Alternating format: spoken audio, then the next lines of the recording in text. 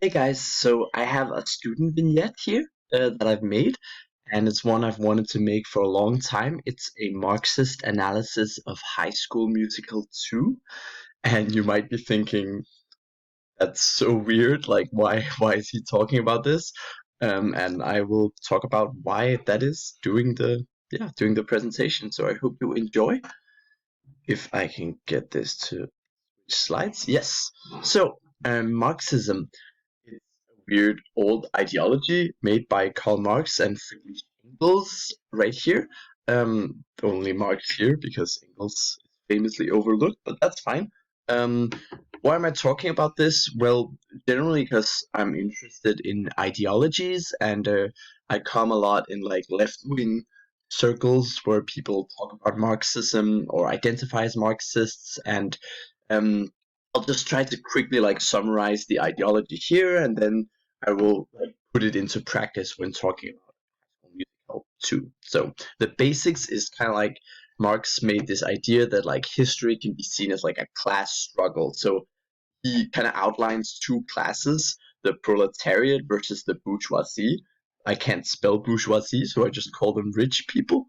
So this is like a very simple understanding of like a lower class and a higher class that you might know. Today in Denmark, we also talk about having like a middle class who would, in Marx's definition, be under the proletariat. The proletariat is basically like the 99%. They're like everyone who's working and poor and whatever, and the rich people, the bourgeoisie, are like the ones who are in control and like in positions of power, the ones who have all the money, the bosses in the world who get rich from their workers working out, I guess. So not like working out, but you know what I mean. So, uh, like that's kind of the outline that he details. Keep in mind that Marxism is like very old, so it was a very different time with bigger inequalities in Europe. But the reason it's still relevant is that there are still massive equalities in our capitalist society, especially on a global scale. So, like Marxism inspired a lot of revolutions, and a lot of them were pretty bad and messy and yeah, not that good. But like, so it has Marxism has a problematic history, but continued relevance for today, especially on like a theoretical level. Like Marxism has done a lot for how we understand society and like how we can see like as like people struggle for their own needs and poor people want entirely different things than rich people and so on. They're in different like social classes that we can talk.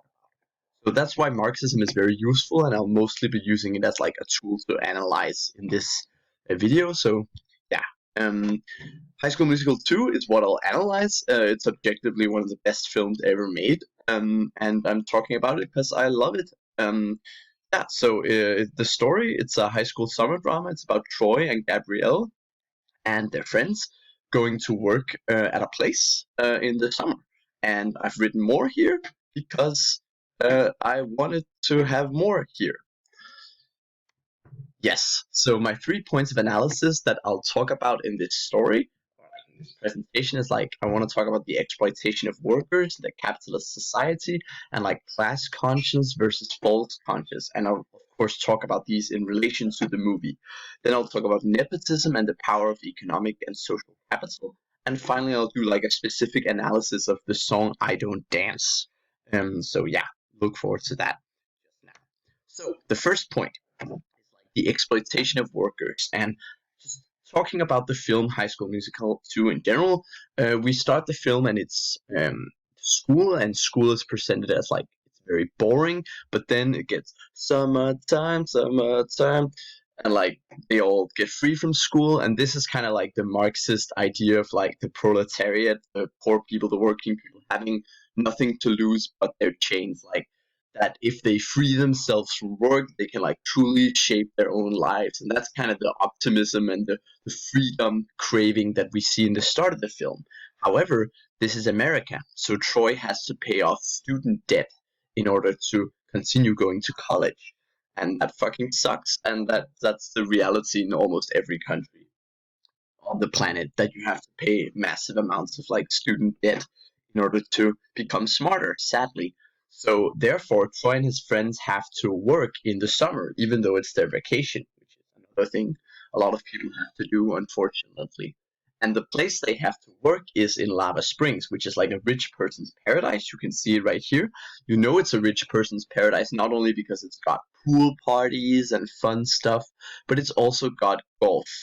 And golf is like the rich person's wet dream. It's like it takes up a lot of space, looks really elegant when you're doing it. You're basically destroying nature, making these giant golf courses. If you like golf, then I'm sorry. Um, no, it's fine. You can like golf. Um, oh yeah, I forgot to say that like this probably works best if you've seen High School Musical 2, because I'm not gonna explain like every aspect of the film, but I will do my best. So Troy and his friends, the gang, they're working in the kitchen.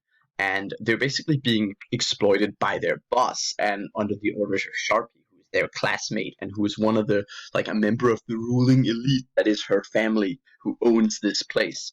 And I wanted to show you like a clip from the movie, which is them getting exploited in the kitchen. But I can't because in this modern society we have a thing called copyright law. And last time I did this recording, it turned out pretty well, but it was taken down from Facebook immediately because there's this Universal Music studio that immediately recognizes that I have used their film for illegal purposes and takes it down. So I cannot show you that clip. That's the capitalist society. Anyways, the clip is basically about like how their boss is like, "You came 3 minutes late to work," and he's basically bossing them around. And then what happens is that Troy kind of tries to inspire them by singing this song, like "We got to work this out," like this song about them having to like band together and organize in order to still have a fun summer. Now, this idea, you can call it class conscience, because what happens is that Troy is essentially saying like we should organize, we should have the best possible life we can lead in this summer. So he's kind of talking, they're obviously being exploited here. They're working in the kitchen, it's shitty conditions. He's talking about organizing them and like doing some fun stuff and like grouping them together in this song. However, you can also talk about it like it's false conscious, which is when people do not see their own prison. So Troy is kind of talking and like being like, hey, we should do this, but they're not talking about breaking down the system that oppresses them. Like none of them are thinking about like killing the boss or like taking over the kitchen and turning it into like a democratic institution. They're still like stuck in the kitchen, so it could be an example of like what Marx would call false conscious, that workers are like actively not pursuing their own interests because they're being manipulated. And that's interesting because that leads me to my second point, which is the central dilemma of the film is, should Troy become a part of the elite? Because throughout the film he is being manipulated by Sharpie, who wants him to join like her ruling class of elites that you can see right here is her family. Now, this is also like a central theme, is like nepotism. Like basically Troy gets invited by these rich people to eat in the restaurant, and in the restaurant they eat the food that Troy's friends are making. Troy's friends are literally serving them food. And you know that they're being treated like shit because we saw that earlier in the film.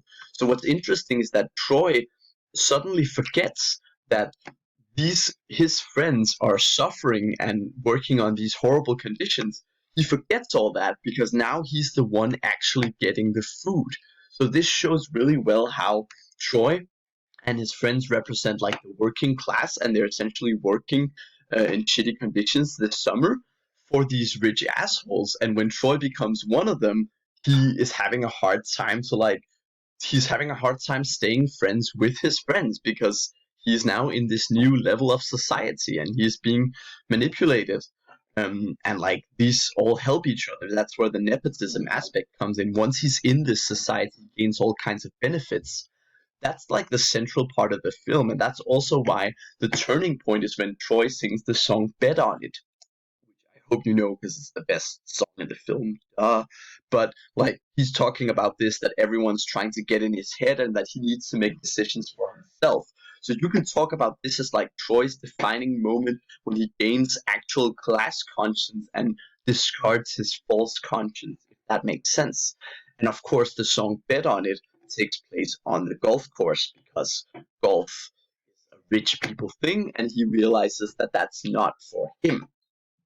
So that's a really important part, and that's like the major point of the film, basically. I want to talk about a bit of an odd point, which is the song I Don't Dance. So this is a pretty complicated thing, but let me try to explain. So here's Ryan, right here. He is one of the elites. He's the brother of Sharpie. Now, at this point in the film, he doesn't really like Sharpie. Sharpie is kind of excluding him. There's been some conflict between them. So he doesn't feel like he belongs in this rich society. So he's actually looking for friends. And Taylor and Gabrielle, who are friends of Troy, they're the workers, they convince him to let them perform a dance. He should help them perform a dance. So they all perform a dance together. And Ryan agrees because he wants to be friends with them. Now, this dance is basically like a metaphor for revolution because the dance is what the working people will do. They'll do this dance at the end, Troy and all his friends, and that's essentially how they win. That's how they manage to defeat the evil guys, the ruling elite. So the dancing is like a metaphor for them self-expressing and organizing and basically having a revolution. And what happens here is that they're convincing Ryan to actually help them. But that's really interesting because Ryan technically belongs with them. He's a student like them and he's not getting treated well by his sister either. So what we see is this could also be an example of class conscience, that they're actively realizing that they have interests in common. Now, this is further interesting because of the sports aspect. This whole song, I Don't Dance, takes place during a baseball game. Now, sports is a way often seen to reinforce the nation and compete. Now, what do I mean by that? I mean that, for example, we often tend to look at ourselves like, oh, we're Danish, we're from Denmark, and the other guys are from Sweden. There's this nationalistic thing because we live in nations. However, Marx would say that the poor people and the workers from Denmark have more in common with the poor people and workers from Sweden. So all the poor people and the workers from different countries should actually be the ones working together. Now, sport in this sense is a way where one country competes against another country. So it reinforces the view that it's Denmark against Sweden instead of saying no, like the poor people in Denmark and the poor people in Sweden, they have a common interest. So what we're seeing here is a sports game, which is typically a way to reinforce the nation, but where the different participants of the different sides in the sport actually realize that they have a common interest in dancing. And that's what you would call, in a samfundsfaglig term, like a social studies term, horizontal solidarity, which is when these guys cross different borders and different sports teams realize that they have a common interest and they stand in solidarity with each other instead of fighting. That's really interesting. And it's also interesting because Ryan specifically says that playing baseball is the same as dancing. Like, if he can play baseball, he can also dance. So that's kind of shows that these working class people can essentially trade this whole sport fighting with dancing. And like, they can do that, and dancing is a metaphor for revolution. So that's really interesting. Um, and that might lead you to think, why did any of this matter? Like, what's the point of this whole presentation? And I don't know. Honestly, I just think it's fun.